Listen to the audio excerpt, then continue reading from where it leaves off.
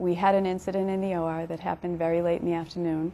It was an orthopedic procedure, and this person was having a joint replacement procedure and was expected to survive the surgery very well. Didn't have a lot of present medical complications, but had a very complicated medical history.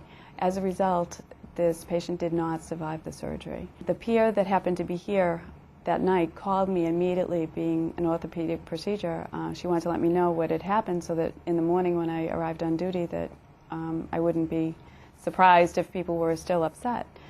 So she did a great job of intervening with this particular group and work with them through the post-mortem process and you know, got them through the night. So I arrived the next morning and many of the same staff members were on duty.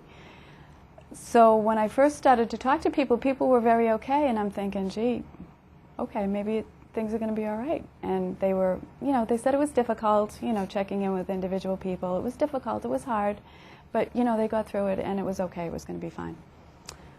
Midway through the morning, same thing, you know, they weren't quite as comfortable, but they were still doing okay. I mean, people sort of went about their business, and that's always been the norm in the OR, is that even if something really bad happens, unfortunately, because of the complexity and the size of the hospital that we're in, it's really hard because you always have other cases that have to come in and you have to sort of pull your bootstraps up and go on.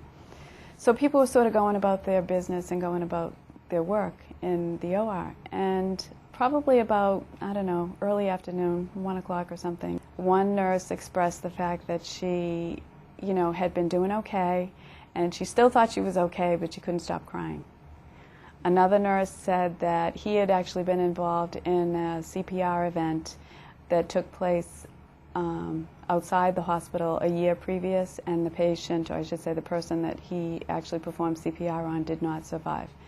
And he said that despite the fact that he was doing okay, he just couldn't get the face of that person out of his mind. And similarly, every person that I checked in with now, all these hours had gone by and they were really starting to hurt. So like 2 days later, we pulled together this group and had a group debriefing. And the surgeons were in attendance, the anesthesiologist, all of the nurses and surgical technologists that were in the room that day participated in the group debriefing, and people found it tremendously helpful, tremendously helpful. So it's been a huge benefit. It's been so positive, in fact, that we look backwards now and we can't believe that prior to this we didn't do anything at all. We sort of expected people to sort of deal with their feelings on their own and move on.